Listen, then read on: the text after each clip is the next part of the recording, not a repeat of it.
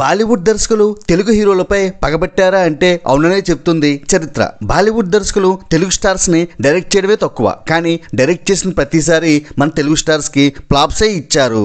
War 2 నిరాశపరిచిన నేపథ్యంలో ఈ చర్చ మరోసారి మన ముందుకు వచ్చింది. ఒకసారి బాలీవుడ్ దర్శకులు నమ్మి ఫ్లాప్స్ మూటగట్టుకున్న కొన్ని తెలుగు స్టార్ల సినిమాల గురించి మనం తెలుసుకుందాం. మెగాస్టార్ చిరంజీవి ఇమేజ్ పీక్స్ లో ఉన్న టైంలో హిందీలో అడుగు పెడుతూ రవిరాజ పిన్సెట్ దర్శకత్వంలో ప్రతిబంధ్ ఆస్కా గోండ్రాజ్ సినిమాలు చేస్తే రెండూ సూపర్ హిట్ అయ్యాయి. మూడో ప్రయత్నంగా శంకర్ జెంటిల్మెన్ సినిమాని బాలీవుడ్ దర్శకుడు మహేష్ భట్ దర్శకత్వంలో హిందీలో రీమేక్ చేస్తే ఆ సినిమా ఫ్లాప్ గా నిలిచింది. ఇదే దర్శకుడు అదే సంవత్సరం నాగార్జునతో క్రిమినల్ సినిమా తీసి నాగార్జున్ కూడా ఫ్లాప్ ఇచ్చాడు. మగధీర, రచ్చ, నాయక్ లాంటి సూపర్ హిట్ సినిమాలతో దూసిపోతున్న రామ్ చరణ్ బాలీవుడ్ దర్శకుడు అపూర్వలకియా దర్శకత్వంలో అమితాబ్ జంజీర్ సినిమాని హిందీలో అదే పేరుతోనూ తెలుగులో తుఫాన్ గాను రీమేక్ చేస్తే ఆ సినిమా సూపర్ ఫ్లాప్ గా నిలిచింది.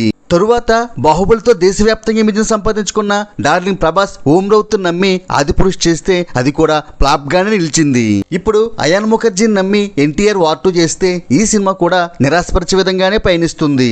ఈ ఫ్లాప్స్ కి ప్రధాన కారణం మన తెలుగు స్టార్స్ బాలీవుడ్ దర్శకులను గుడ్డిగా నమ్మేయడం, రెమ్యునరేషన్, దర్శకుడు పేరు చూసి సినిమాలు ఒప్పేసుకోవడం. అదేవిధంగా బాలీవుడ్ దర్శకులకి మన నేటివిటీ, సౌత్ ప్రేక్షకుల పలసు తెలియకపోవడం కూడా ఒక కారణం. ఒక వర్గం వారైతే ఇది టాలీవుడ్ పైన బాలీవుడ్ పన్నుతున్న కుట్ర అని కూడా అంటారు. ఏది ఏమైనా రామ్ గోపాల్ వర్మ, సందీప్ రెడ్డి వంగ వంటి టాలీవుడ్ దర్శకులు బాలీవుడ్ కి సూపర్ హిట్స్ అందిస్తుంటే బాలీవుడ్ దర్శకులు మాత్రం టాలీవుడ్ స్టార్స్ కి ఫ్లాప్స్ అందిస్తున్నారు. ఇకనైనా బాలీవుడ్ దర్శకుల విషయంలో టాలీవుడ్ హీరోలు జాగ్రత్త పడాలని తెలుగు సినీ అభిమానులు కోరుకుంటున్నారు.